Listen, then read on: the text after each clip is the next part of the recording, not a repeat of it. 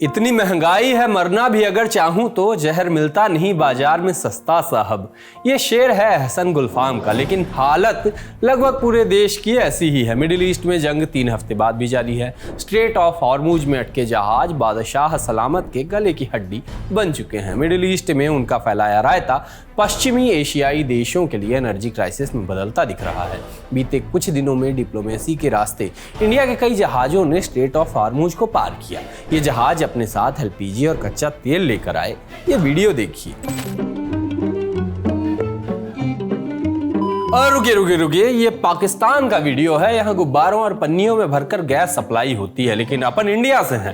पाकिस्तान से 11 गुना बड़ी अर्थव्यवस्था। हमारे यहाँ पन्नियां सिर्फ नदियों और पहाड़ों में गंदगी फैलाने के काम आती हैं। गैस तो हम भारी भरकम जहाजों में लाते हैं। अब अगर आपका दिमाग भी मेरी तरह खुराफाती है तो ये सवाल जरूर उठा होगा कि हजारों मीट्रिक टन गैस और तेल कैसे जहाजों में भरकर लाया जाता है। क्या सबके लिए एक जैसे जहाज होते हैं या फिर अलग? ये गैस के टैंकर होते हैं या जहाज या कंटेनर? गैस वाली शिप पर खाना कैसे बनता होगा? किसी को बीड़ी पीने की चुल्ल हुई तो खतरा तो होता होगा, वगैरह वगैरह। तो आज के शो में इसी रहस्य से पर्दा उठाएंगे। हाय, मैं हूं आशीष और आप देख रहे हैं जटिलता का विलोम और सरलता का पर्यायवाची आसान भाषा में।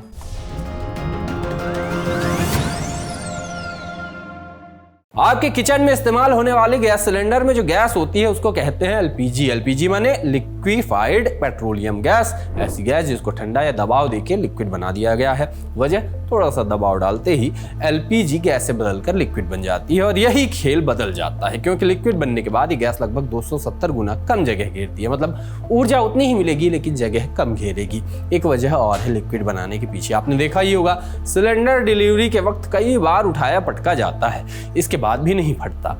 क्यों? कारण वही, गैस लिक्विड फॉर्म में ज्यादा स्टेबल रहती है। जैसे ही आप इसको अपने चूल्हे से कनेक्ट करते हैं, रूम टेम्परेचर और सामान्य प्रेशर की वजह से ये फिर से गैस में बदल जाती है और फिर करती है अपना काम। अब एक जनरल नॉलेज की बात, एलपीजी की जिस गैस की बात की जा रही है उसका नाम आप हमें कमेंट बॉक्स में बताएंगे। हिंट भी दे देते हैं कि ये 2 गैसों का मिक्सचर होती है जो कच्चे तेल को साफ करने के प्रोसेस या नेचुरल गैस के स्रोतों से मिलती है।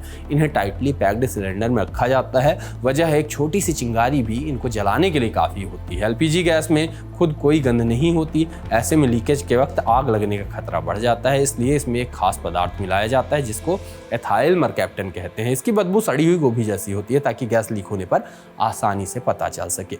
अगर आपको ऐसी बदबू आए तो तुरंत गैस सिलेंडर को बंद करें, सभी दरवाजे और खिड़कियां खोल दें और कोई भी लाइट या माचिस या फिर बटन ना दबाएं बिजली वाला, क्योंकि ऐसे में छोटी सी भी चिंगारी बड़ी दुर्घटना का कारण बन सकती है। खैर, इंडिया में 34 करोड़ घरों में एलपीजी खाना बनाने का काम आता है। इसी वजह से हर साल लाखों टन एलपीजी कतर, सऊदी अरब और अमेरिका जैसे देशों से खरीदा जाता है, जिसको खास जहाजों में भरकर समंदर के रास्ते इंडिया लाया जाता है। इन जहाजों को एलपीजी कैरियर्स या गैस कैरियर्स कहते हैं, यानी ऐसे जहाज जो गैस को सुरक्षित तरीके से लाने ले जाने के लिए खास तौर पर बनाए गए हैं। एक बड़ा जहाज इतना एलपीजी ला सकता है कि लाखों परिवारों के सिलेंडर महीनों तक भर जाएं। ये एलपीजी जहाज 3 तरह के हो सकते हैं। पहला है फुली प्रेशराइज्ड शिप्स। इनमें गैस बहुत ज़्यादा प्रेशर और नॉर्मल टेम्परेचर पर रखी जाती है। जहाज बहुत साइज में छोटा ही हुआ करता है, लेकिन इनके टैंक की बॉडी मोटे स्टील की बनी होती है। इनका शेप भी यूनिक होता है। ये सिलेंड्रिकल या स्फेरिकल शेप के होते हैं, यानी बेलन या गोलाकार के, बिल्कुल बड़े प्रेशर कुकर जैसे होते हैं। दूसरा है सेमी रेफ्रिजरेटेड शिप्स। रेफ्रिजरेटेड यानी ठंडा किया हुआ। यहाँ एलपीजी को ठंडा किया जाता है, दबाव भी ज़्यादा रखा जाता है। इसमें एक मशीन होती है जिसको लिक्विफैक्शन प्लांट कहा जाता है। नाम बड़ा है लेकिन काम आसान है। ये मशीन गैस को ठंडा करके लिक्विड में बदलने के काम आती है। आखिरी है फुली रेफ्रिजरेटेड शिप्स। इनको VLGC यानी वेरी लार्ज गैस कैरियर भी कहते हैं, मतलब साइज में बहुत बड़े होते हैं। इनमें एलपीजी को बहुत कम टेम्परेचर पर रखा जाता है, लगभग -50 डिग्री सेल्सियस तक। सेल्सियस और सेंटीग्रेड में मैं हमेशा कंफ्यूज हो जाता हूँ। खैर, यहाँ प्रेशर भी ज़्यादा नहीं होता है, जिससे गैस स्टेबल रहती है। टैंक फ्रिज में शेप के होते हैं। अपनी स्क्रीन पे इसकी शेप को आप देख सकते हैं। ये डिब्बे बहुत मजबूत और इंसुलेटेड होते हैं। इंसुलेटेड मतलब ऐसे बने हुए कि अंदर की ठंड बाहर न जाए और बाहर की गर्मी अंदर न घुसे।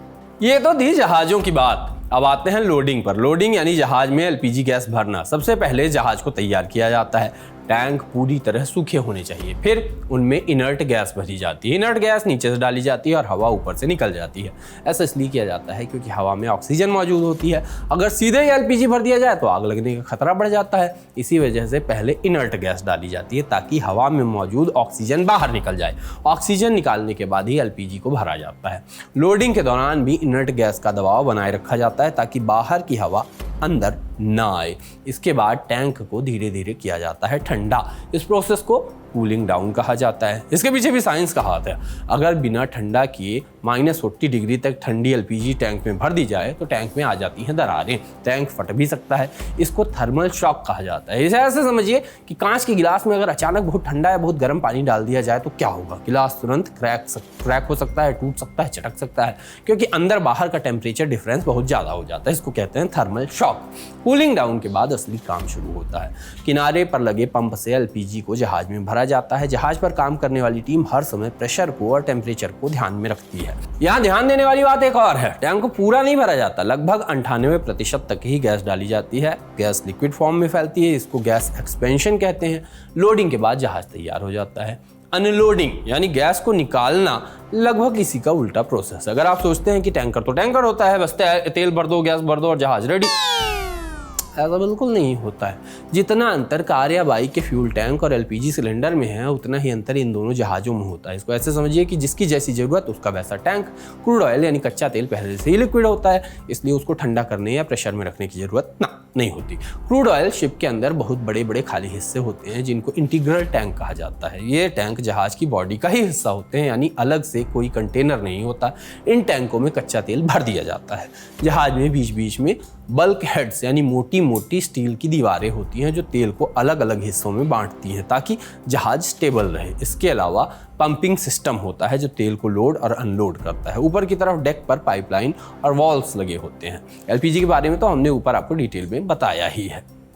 अब बात सेफ्टी की। एलपीजी गैस आसानी से आग पकड़ सकती है तो आप जानते हैं, इसलिए ट्रांसपोर्टेशन के दौरान इसके कायदे कानूनों की एक भारी लिस्ट भी फॉलो करनी होती है जो ये तय करती है कि जहाज कैसे बनेगा, कैसे चलेगा और इमरजेंसी में क्या करना है क्या नहीं। ये नियम यूनाइटेड नेशंस की एक एजेंसी अंतर्राष्ट्रीय समुद्री संगठन ने बनाए हैं जो जहाज़ों की सुरक्षा और उनसे होने वाले समुद्री और दूसरी तरह के प्रदूषणों को रोकने के लिए जिम्मेदार है। सबसे पहले आती है सेफ्टी ऑफ लाइफ एट सी।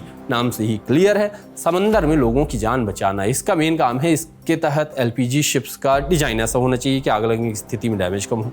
साथ ही एलपीजी शिप्स में fire proof materials, emergency exits, alarm system और फायर फाइटिंग इक्विपमेंट होना जरूरी है। खास बात यह है कि एलपीजी टैंकर्स में फायर सेफ्टी रूल्स बाकी शिप्स से ज़्यादा सख्त होते हैं क्योंकि आग लगने के चांस बाकियों से बहुत बहुत बहुत ज़्यादा होते हैं।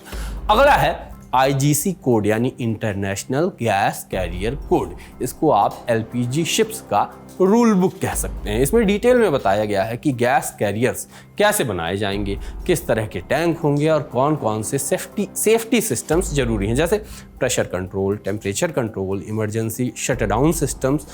कुछ इसी कोड के हिसाब से होता है, सब कुछ इसी कोड के हिसाब से होता है। इसके अलावा एक प्रैक्टिकल गाइड भी होती है, ISGOTT माने international safety guide for oil tankers and terminals.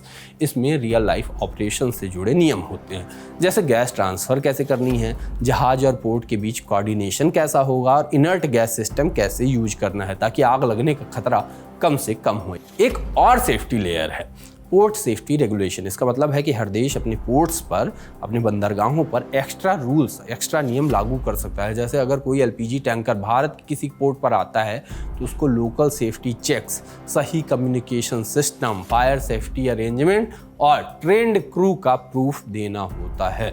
India में ये जिम्मेदारी डायरेक्टरेट जनरल ऑफ शिपिंग निभाता है, जो ये पक्का करता है कि इंडियन सीफेयर पूरी तरह से ट्रेंड हो और कैपेबल हो। इन सभी नियमों की वजह से ही एलपीजी शिपिंग बहुत सेफ मानी जाती है, लेकिन फिर भी एलपीजी जहाज पर काम करना काफ़ी जोखिम भरा काम होता है, इसलिए यहाँ सख्त नियमों का पालन करना बहुत ज़रूरी होता है। सबसे ज़रूरी बात है कि जहाज पे किसी भी तरह की आग या चिंगारी नहीं होनी चाहिए, इसलिए सिगरेट, बीड़ी, माचिस और लाइटर पूरी तरह बैन होता है। स्मोकिंग ज़्यादातर एरिया में अलाउड नहीं होती, जैसे कार्गो डेक, टैंक के पास, पाइपलाइन, वेंट एरिया या जहां गैस जमा हो सकती है। यहाँ सिगरेट या चिंगारी से आग लगने का बड़ा खतरा होता है। स्मोकिंग सिर्फ तय की गई सुरक्षित जगहों पर ही की जा सकती है। इनको कहा जाता है स्मोकिंग रूम। ये आमतौर पर जहाज के काफ़ी अंदर होती है। यहाँ एस्ट्रे भी खास तरह की होती है। इनको सेल्फ एक्सटिंग्विशिंग या सेफ्टी कहा जाता है। इसको ऐसे डिजाइन किया जाता है कि सिगरेट खुद ही बुझ जाए। इनकी बाहरी सतह हनीकॉम्ब यानी मधुमक्खी के छत्ते की तरह होती है, ताकि ये पूरी तरह से बंद हो और अंदर ऑक्सीजन कम पहुंचे। इससे सिगरेट की बची हुई चिंगारी अपने आप बुझ जाती है और आग लगने का खतरा नहीं रहता। किचन में भी सिर्फ सुरक्षित उपकरणों का इस्तेमाल किया जाता है ताकि चिंगारी न बने। किचन कार्गो एरिया से दूर सेफ जोन में रखा जाता है। यहाँ आमतौर पर इलेक्ट्रिक चूल्हे, इंडक्शन या स्टीम कुकिंग यानी भाप से खाना पकाया जाता है। किचन में अच्छे वेंटिलेशन, गैस डिटेक्टर और फायर सेफ्टी सिस्टम भी लगे होते हैं। सभी उपकरण स्पार्क प्रूफ होते हैं और क्रू को आग से निपटने की खास ट्रेनिंग भी दी जाती है ताकि किसी भी जोखिम को तुरंत ही कंट्रोल किया जा सके। कार्गो हैंडलिंग भी बहुत सावधानी से की जाती है, जैसे प्रेशर लिमिट और वाल्व्स का सही तरीके से बंद होना बहुत जरूरी रूल्स में आता है। इमरजेंसी में सबसे पहले अलार्म बजाया जाता है। जहां भी लीकेज हो उस हिस्से को पूरी तरह सील किया जाता है। लोडिंग या अनलोडिंग के समय कोई हादसा हो तो इमरजेंसी शटडाउन सिस्टम चालू करके कार्गो ट्रांसफर रोक दिया जाता है। लीकेज के समय क्रू को सेफ्टी गियर पहनना बहुत ज़रूरी होता है, क्योंकि गैस दम घोट सकती है और स्किन को भी जला सकती है। लेकिन इतनी जुगत के बावजूद हादसे तो होते हैं। पिछले साल ऐसा ही एक हादसा सामने आया। अक्टूबर 2025 में MV फाल्कन नाम के एक LPG जहाज में अचानक ब्लास्ट हुआ। जहाज पूरी तरह LPG से भरा हुआ था। धमाके के बाद आग लग गई। हादसा यमन के पास हुआ। जहाज पर 26 लोग मौजूद थे, जिसमें 23 भारतीय थे। खतरे को देखते हुए तुरंत रेस्क्यू ऑपरेशन चलाया गया, लेकिन इसमें 3 लोगों की मौत हो चुकी थी।